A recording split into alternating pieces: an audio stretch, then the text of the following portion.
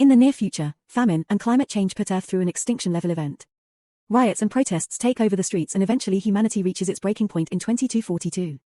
A fleet of 42 ships known as the Ark will take 300,000 survivors to another planet, which has been named New Earth, in another solar system several light years away. 19 billion people are left behind to die on Earth. Noah isn't one of the chosen ones but his pregnant girlfriend Hayley is, so they make a plan to board the last ship together. However, the guards quickly separate them, and Hayley is dragged inside while the desperate crowd pushes down the fence and the guards have to open fire. On the ship, Hayley listens to her dad Admiral Kiernan give a welcoming speech, but she's soon distracted when she sees Noah running toward her. She takes the chance to introduce him to Kiernan but doesn't say he's her boyfriend, just a guy who helped her reach the ship. Apparently Kiernan is furious about the pregnancy and would get violent with the father. Now all passengers must be put in cryo-sleep, except for a few guards, the mechanics, the doctors, and the janitors. Since Noah is pretending to be a janitor, he stays up and says goodbye to Hayley before she's put into stasis. The crew that stays awake gets ready for the quantum jump, and Noah accidentally sits on Clay's place. Then the ship goes into hyperspeed and immediately arrives at another galaxy. Time was dilated and the jump that took just seconds equals 30 years on Earth, meaning everyone they left behind is dead. Afterward the crew shares a meal and they watch how the guards find a stowaway, tarsing the man down before throwing him out the airlock. Commander Stanley reminds the crew that they have 182 days until they reach New Earth and until then, he's in charge because Kiernan is also in stasis. In the evening, Noah discovers he's bunking with Clay, who isn't interested in being friends with him. The next morning Noah visits Hayley to talk to her while she sleeps, but is interrupted by a hologram from Clay who reminds him to get to work. Days begin to pass and janitors like Noah have to work hard to keep everything clean while the rest of the crew just hangs out and plays cards. However, nobody ever notices that something is in the shadows keeping an eye on everything. One evening, Noah sees Clay and another crew member sneak around with mysterious containers. Sometime later, the ship's alarm sends out an alert that someone tried to access the reactor, which only the Admiral has access to. A furious Stanley goes to check the reactor room and is startled by a weird sound in the ceiling, but nothing happens. Getting worried, Stanley asks Noah if he's noticed any suspicious activity, but Noah doesn't tell him about Clay. Stanley explains that many rebels think humanity shouldn't destroy another planet and will try to sabotage the mission, so he reminds Noah to report anything strange. Then Noah goes to grab more cleaning products and accidentally spills the moxicell, which is so strong that makes a hole in the table. Meanwhile Shady is having a drink in his room and doesn't see a weird creature getting inside the bottle. As soon as he drinks it, he notices a strange taste, and moments later his stomach starts bothering him. This doesn't stop him from sharing a smoke with Blue, but their enjoyment is interrupted when Shady begins feeling unbearable pain. Shady starts to panic, so Blue grabs him to calm him down and gives him a drink to help with the pain. For a second Shady feels better, but suddenly he explodes, covering Blue and the room with blood. At that moment, something in the blood attacks Blue. Back to Noah, he finishes working and tries to contact Clay, but he isn't answering. Noah goes looking for him and finds him making a weird mix with moxicell, only to suddenly be startled by the hologram appearing behind him. Thinking he's in trouble, Noah runs away and bumps into Teak, so he reports Clay is making a bomb. At that moment Clay shows up and Teak reveals to be on his side, so together they capture Noah and take him away. Once Noah has been properly handcuffed, Clay's team holds him down and makes him drink something that turns out to be moonshine. All this time they've been making alcohol, they're just keeping it a secret from Stanley because drinking goes against the rules. Sometime later, the crew throws a birthday party for Ortega and drinks a lot, so Stanley learns about the alcohol anyway. After the celebration, Ortega leaves the group to look for Blue, only to find him welding alone. When he turns around, he shows his face in an awful state and grabs Ortega to start smashing her head against the wall. Meanwhile Noah tries to access the ship's computer to modify his information. Clay catches him red-handed, so Noah explains he's the dude who knocked up the Admiral's daughter. Before Clay can decide on a punishment, Stanley calls the crew over because he's found the remains of Shady's body. Since Blue is missing and Ortega disappeared after looking for him, Stanley thinks Blue did it, but Clay is skeptical. The crew then begins searching the ship to find the missing people, and Noah notices Teak staring at the reactor for too long. At that moment Clay announces he's found Ortega dead on the ground. The others keep looking and Noah eventually finds Blue, who is welding the door to the Admiral's quarters. Noah alerts the rest of the crew and they immediately come over with weapons, but Clay tries to reason with Blue first. Unfortunately words do nothing and Blue jumps on Shu, killing him in seconds. The rest of the crew quickly opens fire and kills Blue too. Afterward they take the bodies to the infirmary so Susan can perform an autopsy while Stanley locks the rest of the crew in their rooms. Susan notices that something is dissolving Blue from the inside out before she starts collecting samples, which look pretty nasty and the computer can't recognize them. Then she reaches into Blue's body, only to find some black goo but not a single organ. Meanwhile Teak finally manages to find the security footage of Shady's death. After Stanley sees what happened, he unlocks Clay's room and the group goes to see Susan, who explains a parasite ate all of Blue's organs and then controlled his body, now that Parasite is loose on the ship. She also made a head count to make sure nobody was missing and she discovered that Noah is a stowaway. Stanley gets furious, but Clay defends Noah so in the end Stanley just hits him as punishment. Then the team reaches a conclusion: the parasite must have been brought aboard by someone who wants to sabotage the project. Clay wants to wake up the Admiral, but Stanley refuses and points out nobody has access to his room. Then he decides it's time to throw Noah out for being a stowaway, but before they can leave, Teak notices the bodies are missing. Suddenly a zombified version of the bodies attacks the group. Ortega tackles Noah while she goes after Teak, who keeps shooting his weapon to no avail. Blue pushes Susan and Clay while she knocks Teak down and Stanley takes over shooting at him, but his bullets do nothing either and she reaches out to kill him with his fist. Ortega is about to kill Noah too, but Susan manages to grab a weapon and starts shooting, keeping the attackers back to give the group the chance to escape. While they go down the corridors, they notice the other cabins are being unlocked too, which only Stanley should be able to do. It's then revealed he's also become a zombie and he's leading the other dead people to infect the rest of the crew. Clay's group hides in the moonshine room and they're horrified to hear how everyone else is getting killed and transformed into a monster. When the zombies come after them, Clay finds a flamethrower and uses it to burn them down, setting off the fire suppression unit which makes it hard to see. The zombies suddenly disappear, so the group leaves the room and walks through the fog that has filled the corridors. They come across Lincoln who quickly joins them at the same time as zombie attacks. They shoot the creature down but another one grabs Teak and drags him away into the fog. Clay rushes in to rescue his friend and the others open fire to cover him, allowing both men to return safely. Afterward Lincoln suggests using the escape pods, but since they aren't near New Earth, the group prefers to go to the security bay without him. Soon Lincoln reaches a pod and manages to launch it, but as it leaves the ship, it's revealed a zombie has followed him and immediately kills him. Back to Clay's group, they get to the security bay as Stanley shows up to grab Clay and try to kill him with his new mutated tongue, but Noah comes out and shoots Stanley down before running with Clay into the security bay, where they lock the door. For the next few hours, the zombies keep on pounding on the door and most of the team is ready to give up, but Noah refuses to abandon Hayley. At that moment he notices the air ducts and realizes he can reach the Admiral through them, so he starts crawling inside while Clay's hologram guides him in the right direction. While Noah moves trying to make as little noise as possible to go unnoticed, Teak makes a confession to Clay and Susan. He was the one that brought the infection aboard, thinking it would kill them all quickly. He's one of the rebels that thinks humanity doesn't deserve a second chance. A furious Clay throws him against the wall, promising something worse later. At that moment the zombies notice Noah and try to reach through the vent grills to catch him, but Noah kicks the hands away and keeps going until he finally reaches the room with the Admiral. He doesn't have access to the computer, so he just forces the cryo chamber open with a crowbar. The team tells Kiernan everything and proceeds to interrogate Teak, who explains humans brought the parasite back. Kiernan proceeds to wake up his whole team and realizes Noah is the one who knocked Hayley up, so he promises to deal with him later. Once the team is properly armed they go down the corridor, where the zombies are still trying to break down the door to the security bay. A few of them turn around to attack the team, but the others finally open the door and attack Clay's group. A shootout ensues and little by little, they begin bringing the horde down, but soon the zombies learn how to dodge the shots and attack the crew directly. Now everyone begins fighting hand to hand and Blue chases Noah while a few zombies reach Teak to kill him. As both sides of the fight lose people, Blue corners Noah in the supply room and begins beating him up. Noah tries to defend himself, but Blue tackles him to the ground. When Blue is about to kill him, Noah manages to reach the moxicell and throws it at Blue, finally killing him for good by disintegrating him. Afterward Noah returns to the corridor to see his team has lost his fight. Kiernan says a few final words for Hayley and activates an explosive, blowing up all the zombies. Noah, Clay, and Susan think it's finally over, but at that moment the remaining zombie body parts start to reconnect. The trio runs away to retrieve the moonshine while the zombie parts come together to form a giant mutant that uses Kiernan's hand to open the door to the reactor core. Suddenly the ship starts shaking and the computer voice announces the time to reach New Earth is going down by the second, which means the zombie is overheating the reactor. This has been the parasite's goal since the beginning, that's why Blue had been trying to reach the Admiral at the beginning. It wants to reach New Earth and kill all remaining humans. After using the moonshine to build a new kind of flamethrower, the trio goes out and starts burning down zombies. The horde has grown rapidly in numbers because they've started to infect passengers too, wanting as many as possible to help with the reactor. The trio burns down as many zombies as they can but there are too many of them, so Clay tells Noah to find Hayley and escape in a pod while he and Susan cover him. Noah runs and hides from a few zombies before reaching the cryo room, where he immediately wakes up Hayley and gives her a weapon. The couple then reunites with Clay and Susan and together they try to reach the escape pod, but at that moment, the giant zombie mutant shows up and kills Susan. A furious Clay tries to burn the monster down, but unfortunately the creature brings him down too. The countdown to reach New Earth has reached 15 days, so the couple rushes to escape. A few zombies try to attack them, but they quickly bring them down and keep going. Once they reach the escape pod, Hayley gets inside while Noah goes to start the launch sequence. At that moment the giant zombie shows up, so Noah hits him with the moonshine thrower before shooting directly at the fire suppression unit to trigger the fog again.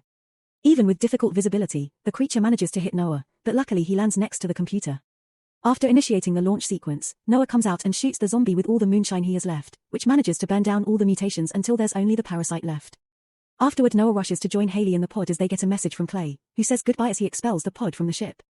Then he starts the ship's self-destruct sequence to bring down all the zombies and the parasite in one huge explosion. Moments later Noah and Hayley reach New Earth and immediately find a child, who turns out to be infected. As the kid comes after them, they also see a giant monster in the distance, so the couple gets ready to keep on fighting. In a remote area of Texas, archaeology professor Hopper and his dog are looking for a group of hippies that went missing in the 70s. He finds a van that was abandoned there decades ago with a journal, which has a picture of the owners and notes with drawings about the local legends. Nearby, he sees a deep hole in the ground that his dog won't come close to. There's also a cave up in the hill, so Hopper goes inside to investigate while his dog won't stop barking at it.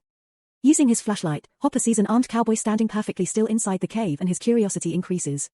He immediately returns to town and asks his students Jackie and Taylor to get him a climbing kit ready, but he also announces that they won't be coming with him like they originally planned. Moments later, Hopper returns to the same area and just in case, he ties a rope to a rock and throws it into the hole. Then he goes back to the cave, which his dog refuses to enter. Once inside, Hopper sees the same cowboy standing in exactly the same spot as last time and carefully approaches him. Suddenly he feels something like an invisible shimmer in the air and touching it reveals moisture, so he thinks it's like a transparent wall and crosses it anyway. 2 days later, Taylor tells Jackie they should go looking for their professor, who has been missing since he left. Jackie refuses to go hiking because it's dangerous, but she accepts to go if Taylor gets them a vehicle. Taylor has no choice but to call their classmate Kara, who has a crush on him. Kara brings her dad's Jeep but also her little sister Vives and the girl's best friend Furby, who has a crush on Jackie. The kids will record everything for a school project and their social media, and they've brought cameras for everyone. On their way to the cave, Taylor explains Hopper has been obsessed with finding a group of hippies that got lost in the 70s while looking for the Fountain of Youth, which supposedly is hidden in the area. When they arrive, the group checks out the van and when they find the pictures, they discover the missing hippies were actually Hopper's parents, which explains his obsession. After they take a group photo, Furby trips over some worn-out rope tied to the van, so they follow it until they find another cave entrance. Ignoring the spiders as they go deeper inside, Jackie goes down through a small tunnel and discovers that the rope has been cut. Taylor takes a closer look at it and decides it's not Hopper's rope because it's too old. Jackie looks around the tunnel with her flashlight and notices that the cave is very deep, so they'll need proper equipment to go looking for Hopper safely. The group gathers all the exploring equipment from the Jeep and since Furby's staying because he's afraid of the dark and creepy crawlers, they leave him a radio so he can keep watch. Very carefully, the group starts climbing down the tunnel in the cave and they come across the mysterious shimmer, which they touch and notice how the air changes. Then a flashback reveals what happened to Hopper when he crossed the barrier. As he went deeper inside, the cowboy started to move as well and a strange light began to flicker. Suddenly Hopper heard some creepy noises and a scream, so he immediately ran away. Once outside, he was shocked to see it was already nighttime even though he had been in the cave for just a few minutes.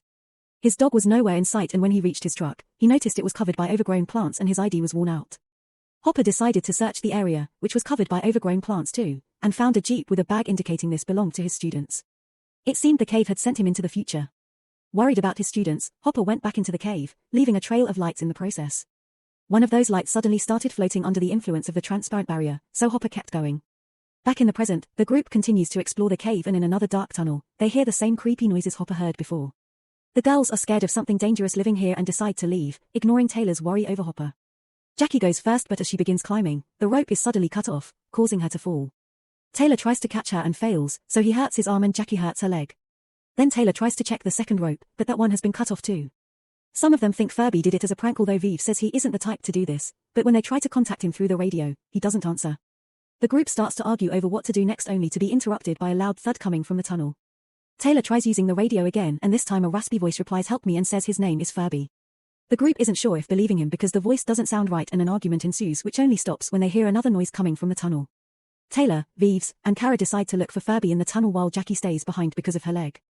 She tries to follow what they're filming with her phone, but soon the signal is lost.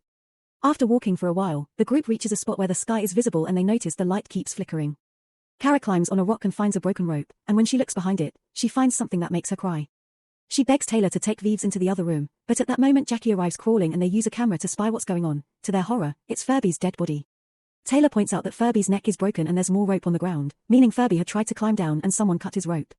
He also discovers Furby's camera is still working, so they decide to watch the whole recording to see what happened.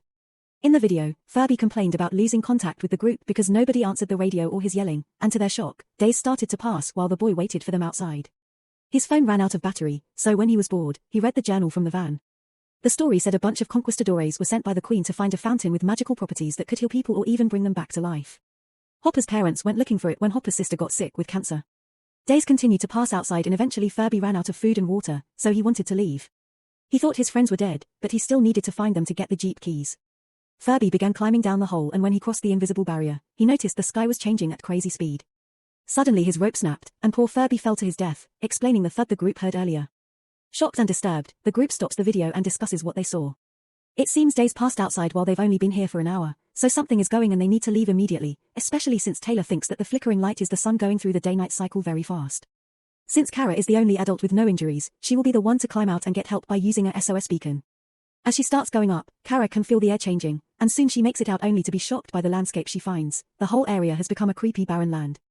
To make matters worse, the rope is gone and Kara can't stop coughing because of the weird air. As a huge sandstorm starts approaching in the distance, Kara tries to use the beacon, but there's no signal. At that moment, Kara sees a strange triangular object floating in the sky and decides to go back down. When she reunites with the group, she tells them what she saw, but they don't believe her because from their point of view, she's only been away for a few seconds. Kara swears she was out for longer and gives them her camera so they can see everything she saw. In return, Taylor shows her his own video, proving it's only been a few seconds for them. The group finally stops being in denial and accepts that time passes faster outside the cave, which means they've been stuck here for weeks. The ropes haven't been cut off, they wore off with time and friction, and Taylor's theory is right. The flickering light is the sun going through the day quickly. This is the fountain of youth because they're stuck here as youngsters forever. The group really wants to get out of here, so Taylor checks Furby's body to get his rope, only to realize something. He hadn't landed on top of the radio, yet it's still smashed. They decide to re-watch Furby's video again and discover that after the fall, he wasn't dead yet, only unconscious. It was he who answered the radio when they called. His voice sounded different because of the damage on his neck. Suddenly a mysterious person appeared off camera and killed Furby. Now the group is even more desperate to leave, so Kara tries to climb out once more. While the group waits, Vives checks Furby's video again and notices that the sky is changing its color. This means each flicker isn't a day, it's a whole season, and what Kara saw outside was a destroyed Earth in the far future because they've been down here for years. Suddenly something falls through the hole. It's some sort of futuristic ladder. Clara tries climbing it, but she has to go down when she notices a person in armor coming down.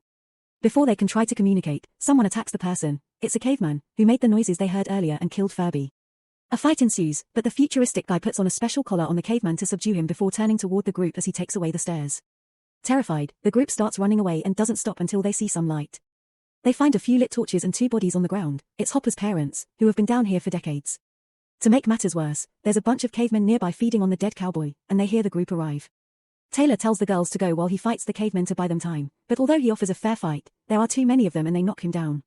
The girls hide behind a rock and see the cavemen run by, so Kara sneaks back and is horrified to discover Taylor is dead. At that moment the futuristic guy appears and tests a pool of water at the back of the cave. When he gets a positive result, he drags Taylor into the water, pushing Kara away when she tries to take her friend back. At that moment a caveman shows up, and the guy quickly knocks him down while Kara shockingly watches Taylor come back to life, confirming this is the magic fountain from the stories. Soon the other cavemen also come in by attacking the guy as a group. They manage to remove his helmet, which makes it hard for him to breathe. The guy manages to put another collar on one of the cavemen, and for the third one, Kara hands him back the tool he dropped so he can win the fight. Those futuristic tools put all the cavemen to sleep. Afterward, Taylor tries to give him back his helmet so he can breathe, but the guy shows them he's out of time. At that moment Vives and Jackie join them, and since the futuristic guy can't speak their language, he plays some recordings on his computer glove so they can understand what happened. When the group disappeared, their case was all over the news and their families were pleading for help. Several thousand years passed since then and Earth became uninhabitable, so humanity left in a giant spaceship called the Ark, which is what Care saw in the sky earlier. After the video is over, the guy dies. While discussing what to do, Taylor finds something else in the cave. It's Hopper's bag. Determined to find him, Taylor tells the girls to bring over Furby's body while he goes looking for their professor, bringing the cowboy's gun just in case. He goes deeper into the cave and finds the trail of lights Hopper left behind, which he follows until he finds some drawings on the wall representing the effects of the cave. When he turns around, Taylor discovers a whole prehistoric family, but only the kid is alive. He ignores them and keeps going until he finally finds Hopper, who is injured on the floor. In front of him there's the most shocking thing of all. There is a sphere combining several layers of time and trapping people from different eras, including cavemen, the conquistadores, and Hopper's sister. The professor explains that the whole cave system exists to protect the fountain. At that moment the girls start calling for Taylor, so he tries to bring Hopper back with him, but Hopper thinks he won't survive the trip. He keeps the gun and tells Taylor to go without him. While the prehistoric kid heals his parents with some water, Taylor reunites with the group and sees Jackie healing her leg in the water. They throw Furby's body in the fountain, and while they wait, they hear a shot. It's Hopper, who failed the only bullet he had. The prehistoric family comes after the group, so Vives starts a fire to slow them down. They make it back to the room with the hole and use the guy's futuristic ladder to start climbing their way out. Kara reaches the top first only to discover that the hole has been filled with water. When she touches it, a mysterious creature grabs her up and pulls her through the water. Taylor tries to save her, but at that moment a caveman presses the button on the ladder and makes it disappear, causing the group to fall as Kara is taken out of the cave and the creepy hands put a special mask on her face. The group thinks it's over, but in just a few seconds, strange cables come out of the water and save the friends from falling. The cavemen try to jump to grab them, but at that moment, a completely changed Kara shows up and begins pulling at the cables, dragging the group through the water. After they are gone, more cables come down to search the caves. Moments later, Furby wakes up and discovers he's inside the Ark flying through space. Soon Hopper appears next to him and the group comes to check on them, showing they're dressed all futuristic too. On another pool, Hopper's parents also show up, and they're welcomed by his sister who is fully healed now. Now everyone can travel together to Mars with the rest of humanity to start a new civilization.